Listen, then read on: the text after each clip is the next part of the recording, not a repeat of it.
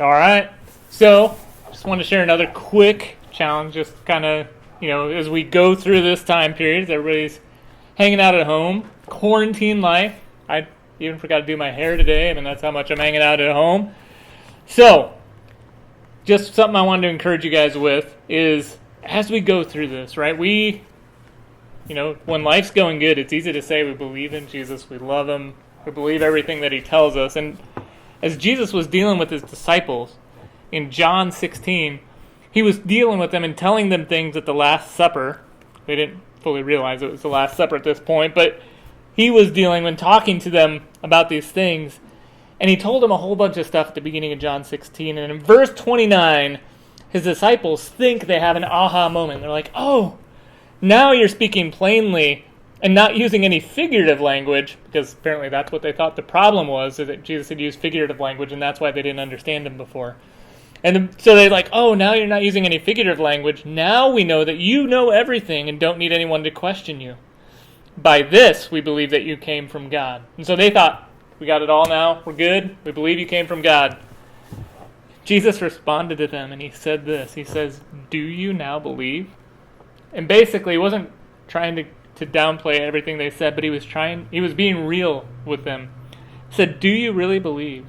Look, an hour is coming and has come when each of you will be scattered to his own home, and you will leave me alone. So, sounds pretty harsh, but Jesus is like, you know what? I know you guys think you believe, but you don't believe as well as you think you do, because something difficult is coming and all of you are going to run away.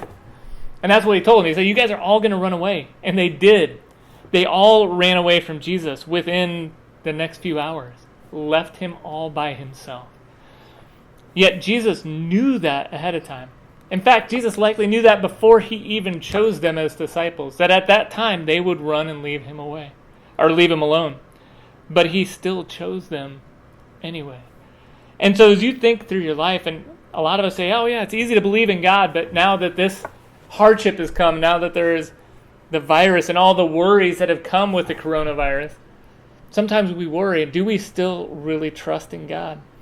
And Jesus said to them after that, he said, but yet I am not alone because the Father is with me. And this is the cool part. He says, I have told you these things so that in me you may have peace. So Jesus said, I'm telling you all of this. I'm telling you that you're going to run away from me, that you're going to leave me alone. You're going to fail in the hour of need. But I'm telling you this so that you will find peace in me.